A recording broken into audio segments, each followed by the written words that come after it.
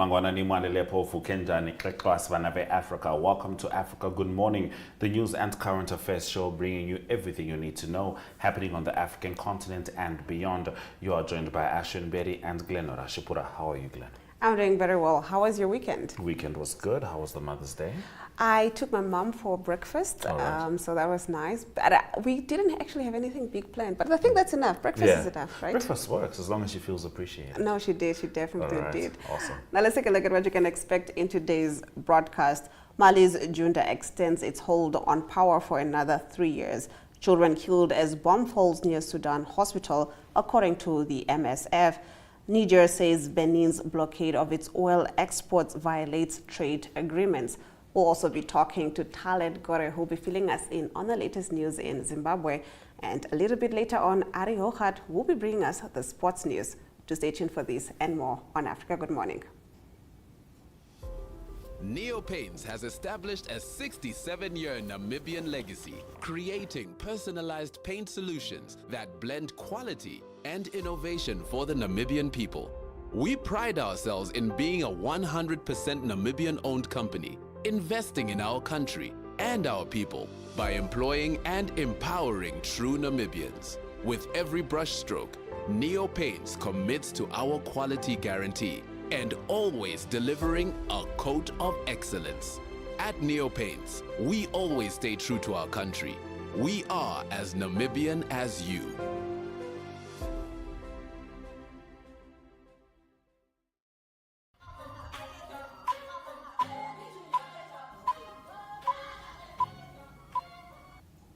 Getting into our top stories, Mali's leadership has proposed postponing democratic elections for 3 years and extending the tenure of military leader Assimi Goita. Now, this move would allow him to stay in power and potentially run for president in the upcoming election. Since a coup in 2020, the West African country has been under military rule, and tensions have escalated due to the junta's failure to adhere to a promised timeline for the restoration of constitutional governance. After a 3-month national consultation, leaders from Mali's civil society, religious organizations, educational institutions, and government agencies recommended extending the transition period to 5 years. The junta initially suggested an 18-month transition, which was later extended by 2 years after missing a deadline to conduct elections. The dialogue proposed initiating discussions with armed groups and incorporating militias into the army. After 2020, in a coup that removed President Ibrahim Boubacar Keita from power, a retired soldier named Bandao was appointed interim president, with Goita serving as vice president. Under pressure from international leaders and the UN Security Council, the junta agreed to cede power to a civilian-led interim government tasked with overseeing an 18-month transition to democratic elections in February 2022. Initially set at 2 years, this extension would postpone the scheduled elections from this year to 2027.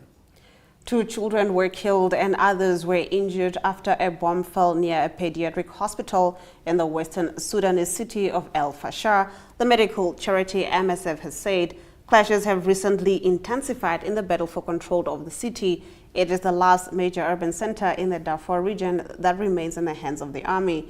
It has been fighting the paramilitary rapid support forces for more than a year in a civil war that has killed thousands and forced millions from their homes.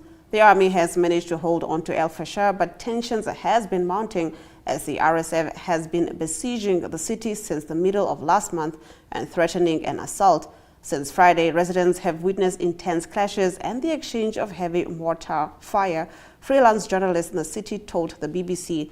At some point overnight in Sunday, a blast in front of the MSF-supported Babika Naha Pediatric Hospital in El Fasher led to the collapse of the roof above the intensive care unit and the death of 2 children receiving treatment there, as well as some caregivers, the charity said in a brief statement sent to the BBC.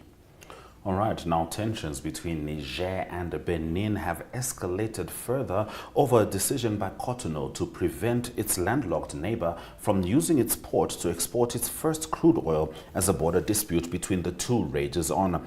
Niger's Prime Minister Ali Mahaman Lamine Ziene said on Saturday that Benin's blockade of its oil exports violated trade agreements between the two countries with Niamey's Chinese partners. In a comment that further escalated the dispute, Ziene said Niger Niger could not fully reopen its border with Benin for security reasons.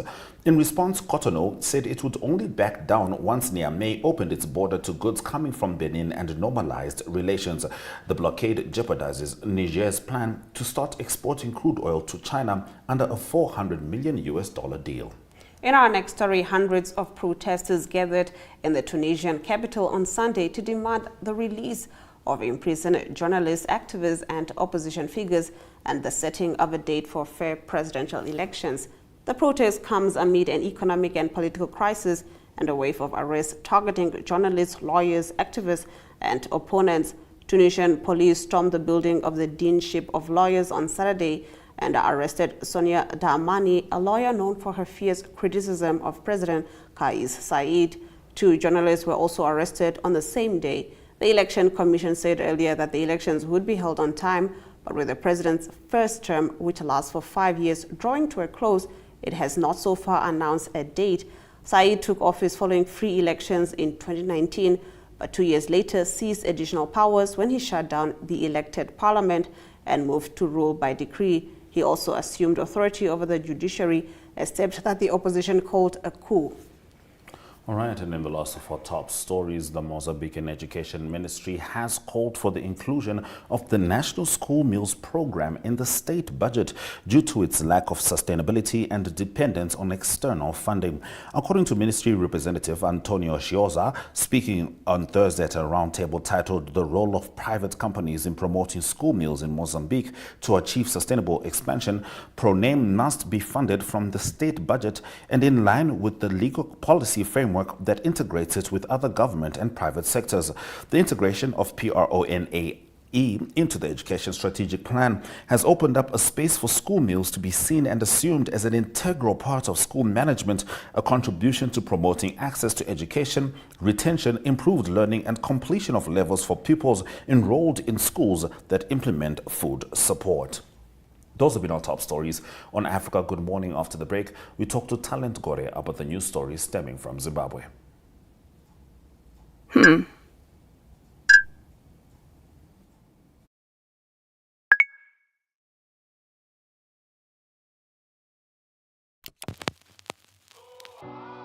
E-Ticket, your online ticket solution for events and event marketing, bringing you ease of mind and making sure that your event gets out there.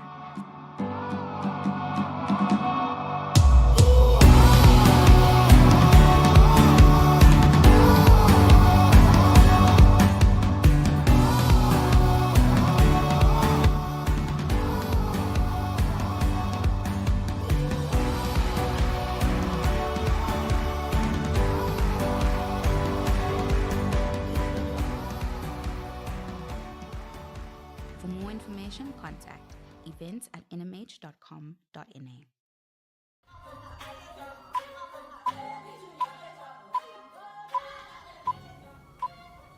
Good morning, Talent. Wamukase. Tamka Edukana Mamkao, Mamkase Africa. Tamuka Hedu, one of the legendary hotels that I'm proud to say I once visited, at least when it was still a 5-star hotel, Mikkel's, is now rebranding. Tell us more. Yes, one of the most iconic hotels in Zimbabwe, the Mikkel's, is rebranding, or rather it has already rebranded to Hyatt Regency, the Harare the Mikkel's, after it was bought 5 years ago by a United Arab Emirates-based hotel concern, Al Bwadi Investments. Apparently, the hotel was bought 5 years ago. It was put on sale 5 years ago, and it was bought up by that company. And right now, the hotel is saying that they have invested 30 million United States dollars into the newly rebranded hotel to ensure that it retains its 5-star status, and a lot is happening right now. Even from just passerbys who are passing by, you can tell that a lot is happening by the hotel because it is directly at the heart of Harare. in the CBD. So everyone who will be passing by could tell something is happening at the hotel. So they said that they have invested 30 million into it, and a lot is going to take place, particularly around the surroundings which surrounds the hotel, because you can find that in the CBD there were now vendors around the hotel, and a lot was happening around. They would find street kids there around the hotel. So right now they're saying that a lot is going to take place, and so many changes are going to take place. So right now it has been rebranded to hide Regency Harare, the Mikos. I definitely know where I'll be staying the next time. Actually, the first time that I go to Zimbabwe. Zimbabwe? Yeah. Oh, okay. Is this about You're my wedding mistaking me, again? yes. I knew it. Sorry. Getting into the next story, Zimbabwe's Harare Municipal, its accounting system and financial affairs over the last 7 years are the subject of a commission of inquiry appointed yesterday by President Mnangagwa. Can you get into this?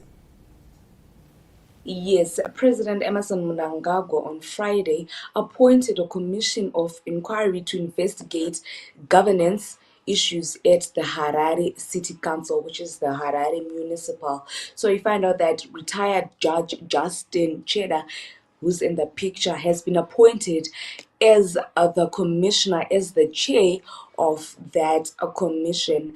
The president has the right to appoint a commission of inquiry if he feels, or if there is evidence which shows that bad governance has been taking place at a certain parastatal or at a certain government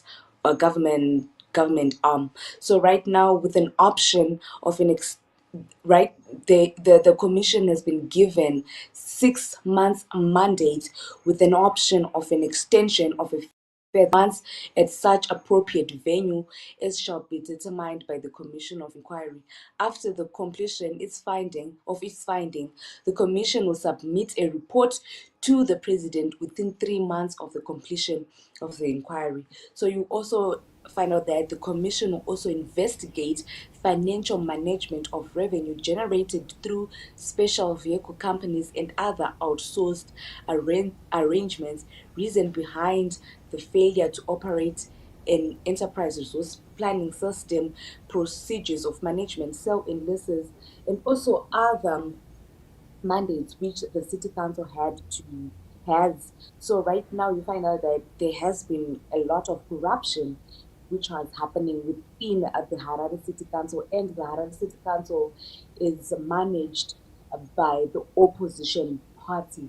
So right now the president has set up a commission of inquiry to investigate how the Harare City Council has been managing its financials in other businesses within the Harare City Council. So the commission will start as soon as possible, and they have a 6-month mandate to do so. I wonder if that commission will be as effective as the Gugurahundi commission. We'll see how it goes. But thank you very much, Talent, for bringing us the news stories from Zimbabwe. You're welcome, and thank you very much for having me. It's always a pleasure to have Talent Gore. Up next is the weather predictions before we return with economic news.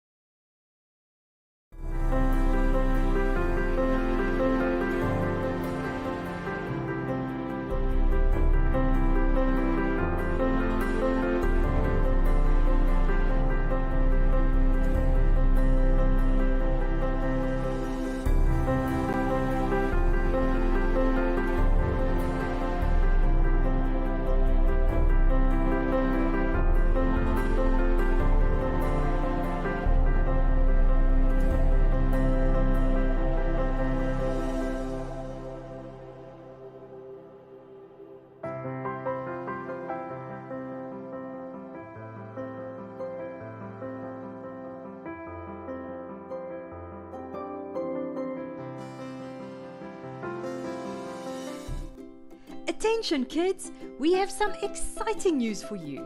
We are back, and this year we are planning on going big. So listen up. If you are in grade 3, grade 2, grade 1, or pre-primary, we are bringing your free school workbooks to you soon. This is all you need to know about where you can find your books. Books will be available for free in Republican street sale newspapers and all Namibian Sun newspapers. And for all pre-primary kids out there, your books will be delivered to your school in all 14 regions of Namibia. And there's more. Pre-primary books will also be printed in 9 different languages. Check out when your book will be available from the schedule right here. That's not all. Our free online school is there to help you along the way with video lessons and more books to download. You can also follow along on NTV every Monday to Friday from 9:30 to 11:30 for your daily online school lesson. We thank all our sponsors who are helping to build a brighter future for Namibia. Contact us at info@acdtrust.com and follow us on Instagram.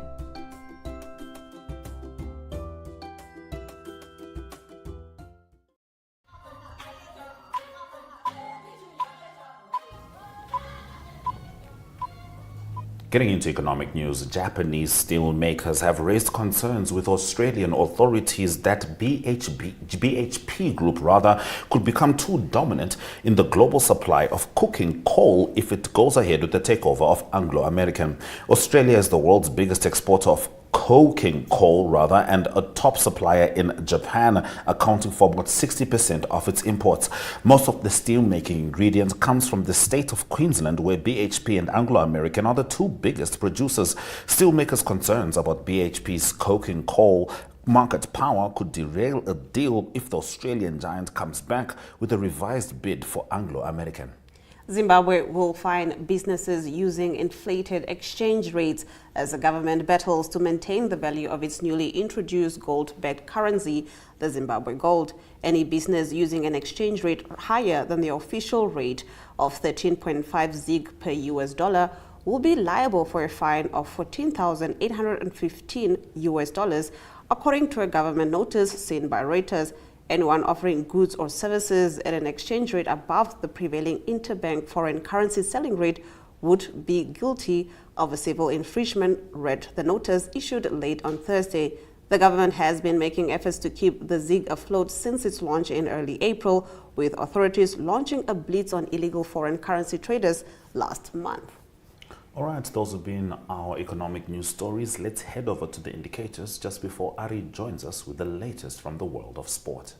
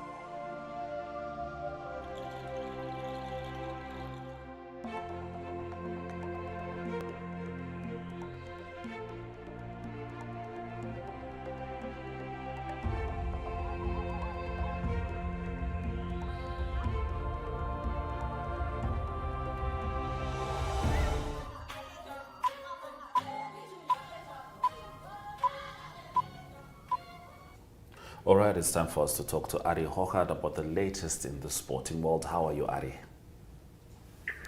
Yes, very good morning, Ashwin, and nice to talk to you sport on the Monday morning.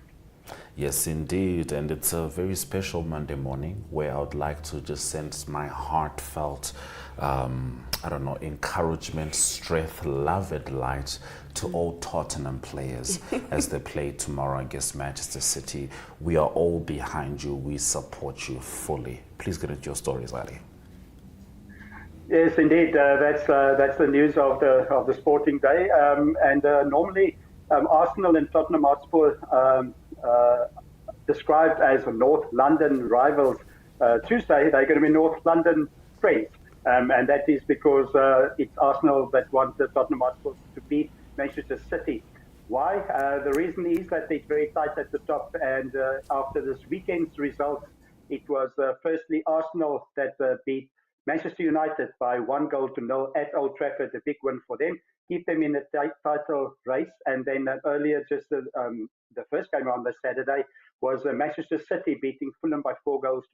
That means they on 86 and 85 points respectively, but Manchester City with one game in hand. So that one game in hand is going to be on Tuesday. It's a midweek game.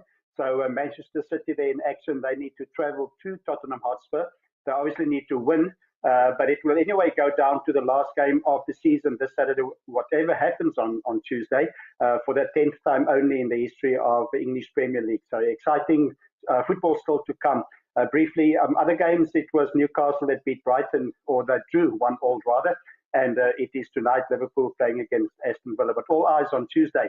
It will be Tottenham Hotspur that will host Manchester City. On to some rugby news, and it's the United Rugby Championship that continues. Also, just a few games left in the season there. It is the Glasgow Warriors still on top, 60 points, but they lost at Loftus Versfeld in Pretoria against the Bulls, but they still lead. The Bulls beat them by 40 points to 34. The Bulls in fourth position on 56 points. Leinster, they did one of the strong contenders. They beat the Ospreys by 61 points to 14. They second on 59 points. And defending champions Munster, also from Ireland, they beat Connacht from Ireland 47-12. So that's some of the results. So that's the Sharks in action. They were disappointing, didn't do any South African team a favour. Quite frustrating for the other teams fighting for top 8. The Sharks lost almost in injury time, 25-24 to Benetton from Italy. And the Lions beat Cardiff 34-13, and the Stormers beat the Dragons by 44 points to 21. All the names, it seems like a zoo, and all the animals and dragons don't really exist, but that's what they play under. And but let's go to MotoGP. And it was the French Grand Prix, always exciting, the MotoGP, very fast around the track. And it was Jorge Martin, Ducati winning again. It's almost like when I'm describing Max Verstappen winning in 2023, the whole time Ducati keep on winning. It is Jorge Martin in his Ducati winning the French Grand Prix. Marc Marquez, also Ducati second. Francesco Bagnaia, also in Ducati third. And on the points table now, it is Jorge Martin leading with 80 points. On the table, Engo Bastianini, 59, also on Ducati. Ducati all over the place. And it's Brad Binder, he's on KTM. He was 8th in the French Grand Prix. And then also just to close off the international sports news, golf news, that finished early this morning. It is the Wells Fargo tournament on the men's calendar, but first let's go to the women. That is Madeleine Sackstrom. She's from Sweden. She came in just second. That's in the LPGA Cognizant Founders Tournament, and it played in the USA. It was Rose Chang of the USA that won that LPGA tournament. Magdalene Sackstrom then action was second on 20, just 2 shots back. And then on the men's PGA, it was Rory McIlroy. He won again, and he was 24 under par, beating Xander Schauffele, or 17 under par, beating Xander Schauffele to 12 under par. So that's all the international sports news for today. I'm out of breath, but I think we all find our breath again, Ashwin, on in support Tuesday. Of Tottenham. Big game. Absolutely. Thank you, Ari, for bringing us the sports stories. We'll be back with your highlights.